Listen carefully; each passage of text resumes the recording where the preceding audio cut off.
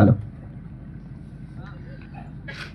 बोलो भारत माता की, भारत माता की जय जोहार, जय जवान। બે હાથની મુઠ્ઠી વાળી અને આખા ધરમપુરમાં ખબર પડવી જોઈએ કે અહીંયા આમ આદમી પાર્ટીના હાવજો ભેગા થયા છે, એવો હાકલો, એવો પડકારો, એવી ત્રાળ નાખવાની છે, બોલો જય જવાન। આ એમ ગુજરાત જોડો યાત્રા અંતર્ગત જ્યારે આ પવિત્ર ભૂમિ ઉપર અને કહી શકાય કે હાંબેલાધાર વરસાદ થાય અને આ હાંબેલાધારની વરસાદની પહેલી જ ઋતુનો પહેલો જ વરસાદ આ ધરમપુરની ભૂમિ ઉપર જ્યારે પડતો હોય એવા જ હાકલા પડકારા સાથે જ્યારે તમે અમને સ્વાગત કર્યું છે ત્યારે એ સ્વાગતને વંદન કરીએ છીએ। આ સ્ટેજ ઉપર બિરાજમાન ડેડિયાપાડાના ધારાસભ્ય અને વર્તમાનમાં આદિવાસી સમાજના મસીહા એવા આદરણીય ચેતરભાઈ વસાવા માટે જોરદાર તાલીઓ થઈ જાય। એવા જ મારા સાથી અને પરમ મિત્ર જેને પોતાની જોશીલી વાણીમાં આપણે બધાને જનૂન ચડાવી દીધું એવા મારા પરમ મિત્ર બ્રિજરાજભાઈ સોલંકી, કમલેશભાઈ અને આમ આદમી પાર્ટીની સંપૂર્ણ ટીમ આજે તમને એક સંદેશ દેવા માટે આવી છે અને એ સંદેશ આપણે અત્યાર સુધી જોયું છે કે આપણે બધા આઝાદ થઈ ગયા છીએ। 78 વર્ષથી આપણે આઝાદીમાં જીવી રહ્યા છીએ, એટલે કે લોકતંત્રમાં જીવી રહ્યા છીએ, પરંતુ આજે અમે તમને લોકોને કહેવા માટે આવ્યા છીએ કે આ આઝાદ ભારતની આઝાદીની આ બીજી લડાઈ ચાલી રહી છે કે જેમાં જોવા જઈએ તો આપણા હક, અધિકારો અને ન્યાયનું એ સંપૂર્ણ રીતે હનન કરવામાં આવે છે અને તેનો તાજનો દાખલો પણ તમે બધાએ જોયો હશે। આ જ ધરમપુરની અંદર થોડા જ સમય પહેલા અમે આશ્રમ શાળાઓના કૌભાંડોને ઉજાગર કર્યા હતા।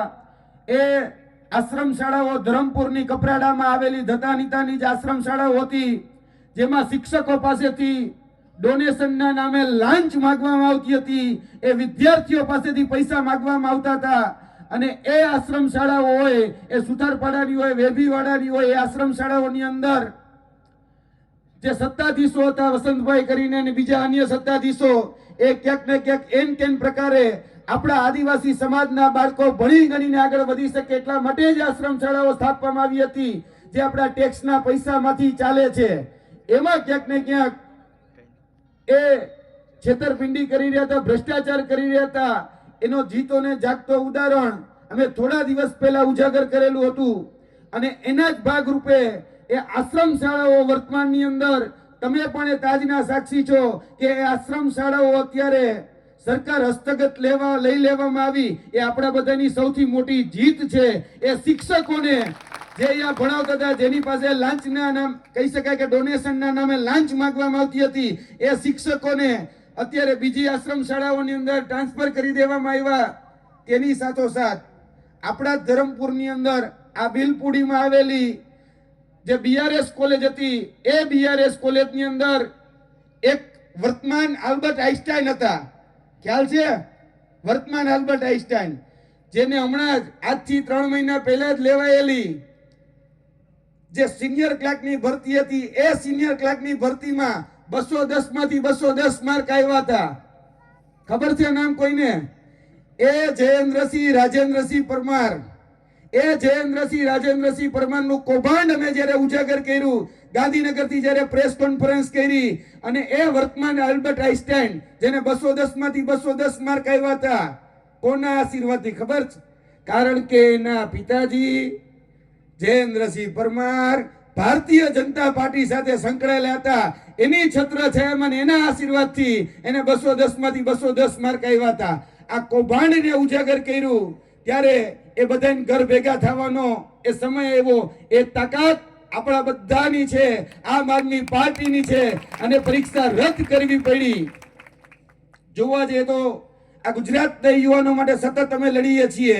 આ 2 દાખલા એટલા માટે તમને આપ્યા કેમ કે વર્તમાનની જે આ પરિસ્થિતિ છે, આ ધરમપુર છેવાડાનો વિસ્તાર છે, જોવા જઈએ તો હજી ઘણી બધી સુવિધાઓથી વંચિત છે અને એ સુવિધાઓ મળે એટલા માટે આપણે જે ટેક્સ ભરીએ છીએ, ટેક્સના પૈસાનું વળતર યોગ્ય રીતે નથી મળતું, એ યાદ કરાવવું તમને લોકોને જરૂરી હતું. કારણ કે આ કૌભાંડ, ભ્રષ્ટાચાર, ગેરરીતિ એ ભારતીય જનતા પાર્ટીનો બીજો ચહેરો બની ગઈ છે.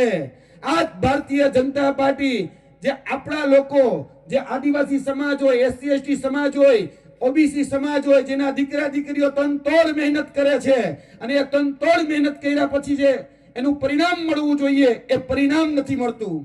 તમે પણ એ તાજના સાક્ષી છો. અમારા ગુજરાતના યુવાનો અહીંયા ઊભા છે. એ ગુજરાતના યુવાનોને પણ ખબર હશે કે 2014 થી લઈ આ 2024 સુધીમાં ગુજરાતની અંદર 13 પુલ તૂટ્યા અને 34 પેપર ફૂટ્યા. કારણ કે વગર વિચારે આપણે 162 ને તૂટ્યા છે. આ વગર વિચારે 162 ને ચૂંટ્યા ને એની હાલત આ છે કે આપણે ગુજરાતનો યુવાન, આ ધરમપુરનો યુવાન, આ વલસાડનો યુવાન એ બેકાર અને બેરોજગાર ફરી રહ્યો છે. અત્યારે અમે નીકળ્યા છીએ ગુજરાત જોડવા માટે. આ ગુજરાત જોડો જે યાત્રા છે, જન જનને જે જોડીએ છીએ એટલા માટે જોડીએ છીએ કે આપણે આ લડાઈ એ સાથે રહીને લડવાની છે. જે ભ્રષ્ટ ભારતીય જનતા પાર્ટીનું જે શાસન છે, જે ગેરરીતિ, જે કૌભાંડ, જે ભ્રષ્ટાચાર સતત કરી રહ્યું છે, એનો જડબાતોડ જવાબ આપવાનો છે. આપવાનો છે ને? એટલે આ જડબાતોડ જવાબ આપણે આવનારી જે સ્થાનિક સ્વરાજની જે ચૂંટણી છે, એ સ્થાનિક સ્વરાજની ચૂંટણીમાં આપણામાંથી આપણો જ અવાજ એ બુલંદ કરી એ જિલ્લા પંચાયત હોય, તાલુકા પંચાયત હોય કે નગરપાલિકા હોય, જ્યાં આપણા પ્રશ્નોને, આપણી વેદનાને, આપણી મુશ્કેલીને જે વ્યક્તિ વાચા આપી શકે એ વ્યક્તિને હવે સત્તામાં મોકલવાનો છે. આ ગુજરાત જોડો યાત્રા એ જન જનને જોડવા માટેની આ યાત્રા છે. આ ગુજરાત જોડો યાત્રા તમને તમારા હક, તમારા અધિકાર અને તમારા ન્યાય આપવા માટેની આ યાત્રા છે. આ ગુજરાત જોડો યાત્રા એ આદિવાસી સમાજના હક અધિકારો માટે છે, આદિવાસી સમાજનું અસ્તિત્વ ટકાવવા માટે છે. આ ગુજરાત જોડો જે યાત્રા છે એ આપણા તમામના હક અધિકારો હોય કે ન્યાયની વાત આવે, જે લોકો ભ્રષ્ટાચાર કરીને કૌભાંડ કરી રહ્યા છે, જે લોકો આપણા હક, આપણી જે લાયકાત જે છે એનો જે હકનો રોટલો જે મોઢાના કોડિયામાં આવી ગયેલો હોય એ છીનવી રહ્યા છે, એની સામેની આ ક્રાંતિની જે જ્વાળા લઈને અમે નીકળ્યા છીએ. અમને તમને યાદ કરાવવા માટે આવ્યા છીએ. આ રસ્તા ઉપરથી અમે આવ્યા છીએ. હમણાં જ 2 દિવસ પહેલા જ આપણે બધાએ ભગવાન બિરસા મુંડાની 150મી જન્મ જયંતિ ઉજવી. અહીંયા ધરમપુરમાં પણ એ ભગવાન બિરસા મુંડાની જન્મ જયંતિ ઉજવવામાં આવી. તમે પણ જોયું હશે કે રોડ ઉપર જઈએ એટલે એક સાઈડનો રોડ ચાલુ હોય, બીજી સાઈડનો રોડ બંધ હોય. સાચી વાત ને? હજી સુધી એ રોડનું કામ નથી થયું. બીજી વાત કે ભગવાન બિરસા મુંડાની આપણે જન્મ જયંતિ ઉજવતા હોય, આ જે પુલની જે હાલત છે, અહીંયા જે પુલ આવેલા છે મેં જોયા હમણાં, એ તમામ પુલ એ ક્યાંક ને ક્યાંક જર્જરિત હાલતમાં છે કે આજ પડું કાલ પડું એ હાલતમાં અત્યારે પુલ એ બધી જ જગ્યાએ અત્યારે ચાલુ છે. એટલે આપણા જીવનું પણ જોખમ છે. આ જીવના જોખમે આપણે ક્યાંક ને ક્યાંક પુલ ઉપર જઈ રહ્યા છીએ અને જે પુલો બંધ કરવામાં આવ્યા એ હજી સુધી રિપેર કરવામાં નથી આવ્યા. એટલે ગામડાઓ ફરી અને આપણે શહેર સુધી જવું પડે છે ને. એ તમામ જે પુલો છે એ હજી સુધી જર્જરિત હાલતમાં છે. આ રોડ ઉપરના ખાડા દિવસે ને દિવસે મોટા થઈ રહ્યા છે. જોયા ને? કેમ? કારણ કે રોડ ઉપરના ખાડા એટલા માટે મોટા થાય છે કારણ કે તમારા નેતાઓના પેટના ખાડા એ દિવસે ને દિવસે મોટા થઈ રહ્યા છે ને, એટલે તમારા આ રોડ ઉપરના ખાડાઓ મોટા થઈ રહ્યા છે. અને તમારા અહીંના સાંસદ ઓલા જુઠાલાલ એવું કહેતા હતા કે આ ચેતર વસાવા એ બધાને ભરમાવે છે ને ભટકાવે છે ને બહુ રૂપિયો છે ને એવું બધું કહેતા હતા ને. હમણાં તમે સાંભળ્યું હશે કે બધાને ભરમાવે છે ને ભટકાવે છે. ભાઈ તમને કોણ ભરમાવે કે ભટકાવે છે? ભાઈ તમે તમારી આ ઈચ્છાથી એવા છો ને, સ્વયંભૂ આવ્યા છો ને, સ્વેચ્છાએ આવ્યા છો ને. તો એ જુઠાલાલ જે કે છે કે તમને ભરમાવે છે ને ભટકાવે છે, એ જુઠાલાલને કહેવાનું કે ભાઈ તમે અત્યાર સુધી આદિવાસી સમાજના નામે ચરી ખાવ છો. તમે અત્યારે જો તાકાત હોય તો અપક્ષમાંથી અને કોઈ બીજી સીટ ઉપર જઈ અને એક વખત ચૂંટણી લડીને બતાવો 5000 વોટ મળે ને 5000 વોટ તોય તમારા માટે કુરબાન છે બધું. તમને 5000 વોટ મળે નથી. તમે આદિવાસીના નામે જે ચરી ખાવ છો, આદિવાસીઓના નામે જે હક અધિકારો જે મળવા જોઈએ એ તમારી ભારતીય જનતા પાર્ટીની સરકાર આપી નથી રહી. એના સામેની આ મુહિમ, તમે પણ એ વાતના તાજના સાક્ષી છો કે હમણાં જ 2 દિવસ પહેલા 150મી ભગવાન બિરસા મુંડાની જે જન્મ જયંતિ ઉજવવામાં આવી અને ગુજરાતના પનોતા પુત્ર અને દેશના પ્રધાનમંત્રી એવા આદરણીય નરેન્દ્રભાઈ મોદીએ એવું કીધું કે ભાઈ ડેડિયાપાડામાં જઈને સભા કરવી છે. તો ડેડિયાપાડાની સભામાં કોઈ આવા તૈયાર ન થયું. એટલે એસટી બસો મૂકવી પડી. 1600 થી 1700 એસટી બસો મૂકી તોય કોઈ આવા તૈયાર, ગામમાંથી કોઈ આવે નહીં. તો ગામના ઓલા આંગણવાડીના બહેનો, તલાટીઓ, બીજા બધા જે લોકો હતા એને ભેગા કરીને લઈ ગયા અને એને આદિવાસી બનાવી દીધા. સાચું ખોટું? પણ જે સાચા આદિવાસી હતા, જે અસલી આદિવાસી હતા, એ બધાય ક્યાં ભેગા થયા? નેત્રંગ ખાતે. ચેતરભાઈ વસાવાએ જે હાકલ કરી, ચેતરભાઈ વસાવાએ જે પડકાર કર્યો, તો 1 લાખ કરતા પણ વધારે જનમેદની એ ત્યાં નેત્રંગ ખાતે ભેગી થઈ. આપણે બધા ક્રિકેટ જોઈએ, પેલા બધા બોલરને ચાન્સ આપી દે કે ભાઈ આની વિકેટ પાડો. એમ ચેતરભાઈ વસાવાની વિકેટ પાડવા માટે આઈના જેટલા ધારાસભ્ય, આઈના જેટલા મેમ્બર ઓફ પાર્લામેન્ટ જેટલા હતા બધાને ઉતાર્યા કે આ ચેતરભાઈ વસાવાની વિકેટ પડે. એને એમ કેમ પ્રકારે ઇન્જર્ડ પણ કરવામાં, એટલે કે જેલમાં નાખવામાં આવ્યા કે કદાચ આ તો પાછો બેહી જાય તોય નો ભેગું થયું. જેલમાં જઈને પાછા આવ્યા ત્યારે દિલ્હીના જે શહેનશાહ હતા ઈ શહેનશાહ ડેડિયાપાડામાં આવવું પડ્યું. ઈ આદિવાસી સમાજની આ તાકાત બતાવે છે. અને ઈ શહેનશાહ આવ્યા તોય ક્લીન બોલ તો નો જ કરી શક્યા, પણ એમાં જે બાઉન્સર ફેંક્યો ઈ બાઉન્સરમાં આ સચીને છક્કો વાયરો નેત્રંગની અંદર લાખો આદિવાસી સમાજને ભેગા કરી દીધા. એટલે આ ચૈતર છે, ચૈતર નામ સુન के फ्लावर समझा था क्या? फ्लावर नहीं, फायर है फायर. हाथी घोड़े तोप तलवारे, हाथी घोड़े तोप तलवारे, બધુંય તમારું તમને મુબારક.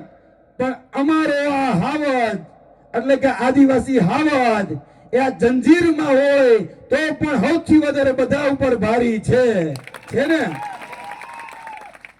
એટલે ગમે એટલી કોશિશ કરો એ ક્યારેય પણ એને તોડી નહીં શકે, ક્યારેય પણ એને ભરમાવી નહીં શકે, ક્યારેય પણ ભટકાવી નહીં શકે. આ વર્તમાન જોવા જઈએ તો ઓલા 1600માં જે અંગ્રેજો આવ્યા હતા ને એ અંગ્રેજોના સીધી લીટીના વારસદાર એટલે ભારતીય જનતા પાર્ટીના 162 ધારાસભ્ય. ઈ ધારાસભ્યો જેમ ઓલા હતા એ ડિવાઈડ એન્ડ રૂલ કરતા હતા, ભાગલા પાડોને રાજ કરો કરતા હતા. આ વર્તમાન જરાક ઓલું મોબાઈલનું જેમ લેટેસ્ટ વર્ઝન આવે એમાં ભારતીય જનતા પાર્ટીના જે નેતાઓ છે ને એ નવી નીતિ લેવા છે. ડિવાઈડ એન્ડ રૂલ ની સાથે લેટેસ્ટ વર્ઝન લેવા ડાયવર્ટિંગ રૂલ એટલે કે ભરમાવો ભટકાવોની રાજનીતિ કરે છે. જે તમને ધર્મના નામે, જે તમને જાતિના નામે, જે તમને સંપ્રદાયના નામે ભટકાવે છે. હાલતા તમે જોયું હોય છે કે તમને એમ કહેવામાં આવે કે હિન્દુ ખતરામાં છે, તમને એમ કહેવામાં આવે કે મુસ્લિમ ખતરામાં છે, તમને એમ કહેવામાં આવે કે ઈસાઈ ખતરામાં છે, તમને એમ કહેવામાં આવે કે ખ્રિસ્તી ખતરામાં છે. આવી બધી વાતો કરવામાં આવતી હોય છે, આવે છે ને. પણ ખરેખર ખતરામાં શું છે ખબર છે? ખરેખર ખતરામાં આ છે, આ નેતાઓની ખુરશી ખતરામાં હોય ને ત્યારે તમને બધાને ભટકાવે, ભરમાવે અને હિન્દુ મુસ્લિમના નામે ભરમાવે, ભટકાવે ને કે ખતરામાં છે, પણ એની ખુરશી ખતરામાં હોય છે. અને વર્તમાનમાં આ છેલ્લે જે કમોસમી વરસાદ આવ્યો અને મારી દ્રષ્ટિએ જો કોઈ ખતરામાં હોય તો એ વર્તમાનનો આદિવાસી સમાજ અને વર્તમાનનો ખેડૂત ખતરામાં છે. આ વર્તમાનમાં આપણી ખેતી ખતરામાં છે.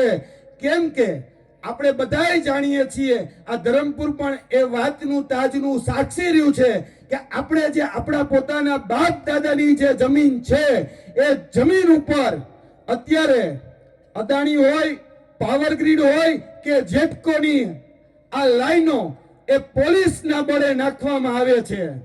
યાદ છે ને? અત્યારે જે લાઈનો નાખે છે તે લાઈનો, હાઈ ટેન્શન લાઈનો જેને કહેવાય, જેટકોની, એ પાવર ગ્રીડની, એ લાઈનો પોલીસના જોડે ક્યાંક ને ક્યાંક ધાક ધમકીથી આપણે ઉપર નાખવામાં આવે છે.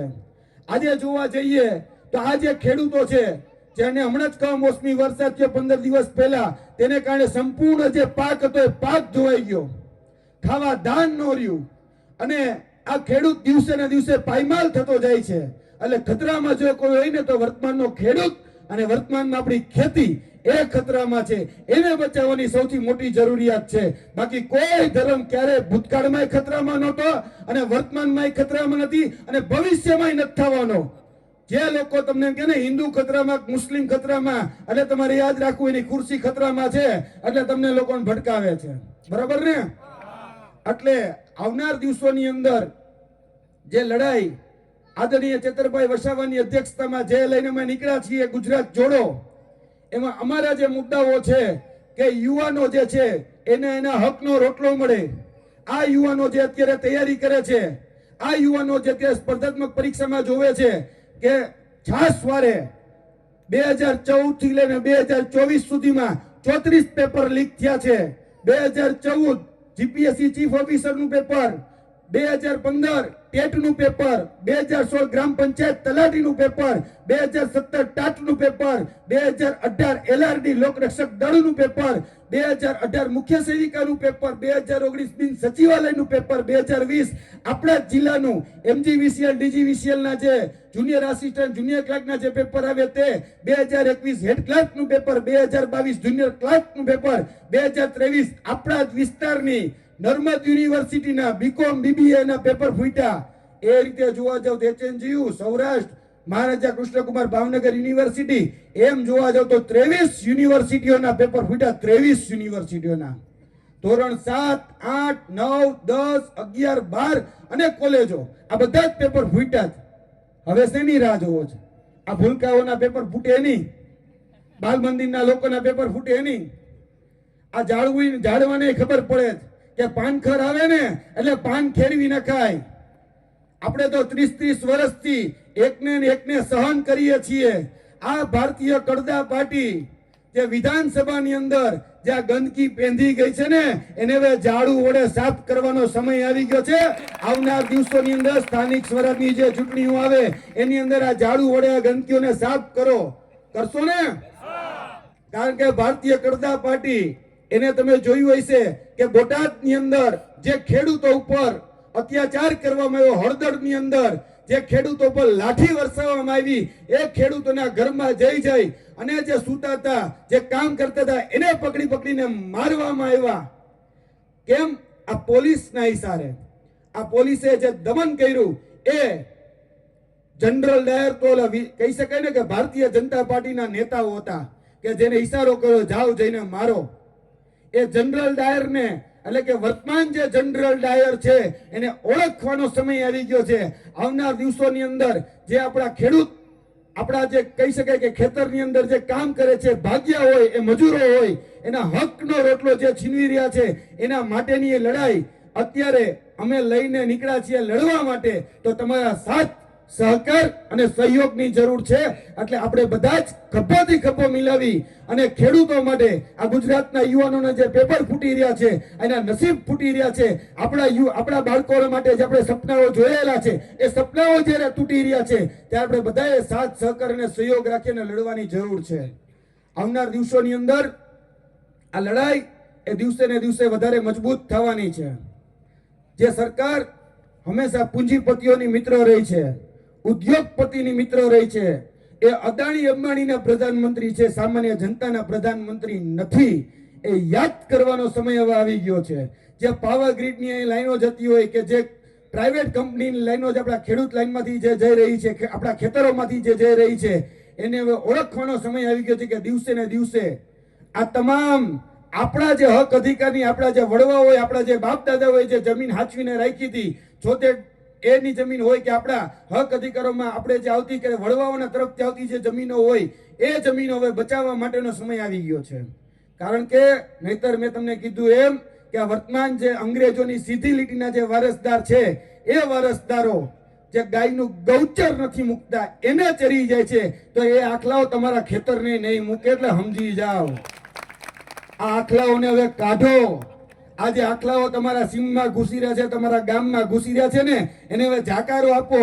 અને જે જુઠ્ઠાલાલ બહુ મોટા મોટા બણગા ફૂકે છે ને, હવે એને જવાબ દેવાનો સમય આવી ગયો છે કે ભાઈ તમારાથી આદિવાસી સમાજનો કઈ ઉદ્ધાર ન થતો હોય, આદિવાસીના તમે હક અધિકારની વાત ન કરતા હોય, તો મહેરબાની કરીને આદિવાસીની સીટ છોડી અને તમને લાગતું હોય કે સૌરાષ્ટ્રમાંથી કે બીજે ત્રીજે વિસ્તારમાંથી લડવા જતા રહ્યો ને, અપક્ષ ચૂંટણી લડો એટલે કોણ કેટલા પાણીમાં છે ને એ આપોઆપ મપાઈ જશે. એટલે જુઠ્ઠાલાલ ને કહે હવે તમે જુઠ્ઠાણા ફેલાવવાનું રહેવા દો. અહીંયા ચેતરભાઈ વસાવા કોઈને ધમકાવતા નથી, કોઈને ભરમાવતા નથી, કોઈને ખોટી રીતે બોલાવતા નથી. આ બધી જે જનમેદની જોઈ રહી છે ને બધી સ્વયંભૂ આવેલી છે. આ સ્વયંભૂ જનમેદની છે અને એ જનમેદની આજે એ હુંકાર ભરી રહી છે. આ જે ભય, ભૂખ અને ભ્રષ્ટાચારનું જે શાસન ચાલે એની સામે આપણે હવે લડવાનો સમય આવી ગયો છે. અહીંના જે પ્રાણ પ્રશ્નો છે, રોડ રસ્તાના, શાળાઓના, સંસ્થાઓના, બીજા એ બધા જ પ્રાણ પ્રશ્નો ઉપર આપણે ભેગા થઈને બોલવું પડશે. કારણ કે આ જ ધરમપુરની અંદર, આ જ વલસાડની અંદર અત્યારે 50% શિક્ષકોની ઘટ છે, આ જ દવાખાનામાં ડોક્ટરની ઘટ છે, આ જ જે કચેરીઓ છે, મામલતદાર કચેરી, કલેક્ટર કચેરી કે પોલીસ કચેરી, એમાં 50% એ ક્લાર્કોની અને પોલીસ કર્મચારીઓની ઘટ છે. ગામમાં જાવ તો ગામમાં તલાટી નથી આવતા, આવે તો મહિને એકાદ વખત આવે, બાકી કોઈ આવતું નથી. અને જે અત્યારે રાહત પેકેજ જે જાહેર કર્યું છે, ઈ તમે રાહત પેકેજ તમને બધાને જોયું? બહુ મોટી મોટી જાહેરાત કરવામાં આવી હતી કે 10,000 કરોડનું જાહેર પેકેજ જાહેર કર્યું. આપને એમ લાગે કે આપણે ખટારો લઈને કંઈક લેવા જવું પડશે ગાંધીનગર. પણ જ્યારે ખબર પડી કે એક ખેડૂતને મળશે કેટલા, તો કે વીઘે 3520. હવે ઈ 3520 માં તમને વીઘે એટલા રૂપિયા મળે, તો આ ખેડૂતો અહીંયા બેઠા છે, તો ખેડૂતોને પૂછવા માંગુ તમારું 3520 માં થાય શું? બિયારણ નહીં નીકળે, ખાતર નહીં નીકળે, નો નીકળે ને. એટલે જુઠ્ઠાલાલ ઈ છે અને આપણને જુઠ્ઠા કે છે. એટલે જુઠ્ઠાલાલને કહેજો કે તમારી સરકારને જઈને કે આ 3520 રૂપિયા વીઘે જે આપો છો ને, એમાં કોઈ ખેડૂતોનું કઈ નથી થવાનું. તમારા પ્રધાનમંત્રી જે અદાણી અંબાણીના પ્રધાનમંત્રી છે, એ અદાણી અંબાણીના પ્રધાનમંત્રી 2018 માં કહેતા હતા કે 2022-24 માં ખેડૂતોની આવક ડબલ કરી દેશું. આવકની જગ્યાએ ત્યારે જાવક ડબલ થઈ ગઈ. કપાસના ભાવ ત્યાંના ત્યાં, આજે મગફળીના ભાવ ત્યાંના ત્યાં. પણ એના માટે જે ખાતર નાખીએ, જે બિયારણ નાખીએ, બીજે જે અન્ય વસ્તુઓ વાપરીએ કે મજૂરી દઈએ, એ બધાના ભાવ ડબલ થઈ ગયા. આજે કપાસમાંથી જે તેલ નીકળે કે મગફળીમાંથી જે તેલ નીકળે, ઈ 1200 વાળો ડબ્બો ત્યાં 2800 થઈ ગયો, પણ ખેડૂતને કઈ નથી મળતું. આ હકીકત છે. એટલે આ લડાઈ એ ગુજરાત જોડો યાત્રા અંતર્ગત તમારા સમક્ષ અને તમારી પાસે એ કહેવા માટે આવી છે કે આપણે હવે જાગી જવું પડશે. આપણે પોતાના હક અધિકાર માટે લડવું પડશે. વેણુભાઈ પુરોહિત એવું કહેતા કે કોક તો જાગે, કોક તો જાગે, કોક કોણ જાગે? તું જ જો જાગે તો તું જ થાગે. એટલે હવે અમે જાગી ગયા, તમને જગાડવા માટે આવ્યા છીએ. આદરણીય ચેતરભાઈ વસાવા જાગી ગયા, એ તમને જગાડવા માટે આવ્યા છીએ. આવનાર દિવસોની અંદર આપણે બધાએ ભેગા મળી આ લડાઈ લડવાની છે, આ હાથ મજબૂત કરવાના છે. અને વધારે વાત ન કરતા મેં થોડો વધારે સમય લીધો છે, એ બદલ માફી ચાહું છું. પણ આ ધરમપુરની ધરતી ઉપર મેં 2 મોટા કૌભાંડોને ઉજાગર કર્યા છે કે જે આશ્રમ શાળાઓ જે છે, એ આશ્રમ શાળાઓની અંદર આપણું બાળક, કારણ કે આશ્રમ શાળાની સ્થાપના જ એટલા માટે થઈ હતી, આપણે બધા જ જાણીએ છીએ કે આપણા છેવાડાનો વ્યક્તિ ભણી ગણીને આગળ વધી શકે એટલા માટે તો આશ્રમ શાળાની સ્થાપના થઈ હતી. હવે એમાંય ભ્રષ્ટાચાર, એમાંય કૌભાંડ, એમાંય લાંચ લેવાની, જે અમારા ટેક્સના પૈસામાંથી છેવાડાનો વ્યક્તિ ભણી ગણીને આગળ વધે એટલા માટે જ આશ્રમ શાળાઓની રચના થઈ હતી. તો આ જ ધરમપુરની ભૂમિ ઉપર એ લોકો, વસંતભાઈ જેવા કે બીજા અન્ય જે લોકો જે છે, એ ક્યાંક ને ક્યાંક ડોનેશનના નામે લાંચ માંગતા હતા, એને ઉજાગર કર્યા છે. વર્તમાન આલ્બર્ટ આઈન્સ્ટાઈન, મેં તમને કીધું એમ કે આ જયેન્દ્રસિંહ રાજેન્દ્રસિંહ પરમાર, જેના પુત્ર કહી શકાય કે ખાલી એની ડેઝિગ્નેશન એટલી જ હતી કે એના પપ્પાજી ભારતીય જનતા પાર્ટીના કોર્પોરેટર છે. એટલે ભાઈ હવે દરેક વખતે નોકરી લેવી હોય એટલે શું ભારતીય જનતા પાર્ટીમાં જ જવાનું? યાદ રાખજો, ભારતીય જનતા પાર્ટીમાં ગયા પછી પણ તમને શું બનાવશે ખબર છે? પેજ પ્રમુખ. એમથી વિશેષ કાંઈ નથી બનવાના. અને એના દીકરા તો કે બીસીસીઆઈ ના પ્રમુખ, એના દીકરા આઈસીસી ના પ્રમુખ, એના દીકરા મોટી મોટી કંપનીઓના પ્રમુખ થઈને બેઠા છે. અને આપણા દીકરાઓને પેજના પ્રમુખ બનાવે છે. ભારતીય કરદાર પાર્ટીને ઓળખવાનો સમય આવી ગયો છે. વધારે વાત ન કરતા મારી વાણીને વિરમું છું. એક નારો થઈ જાય, બોલો જય જવાન, જય જવાન.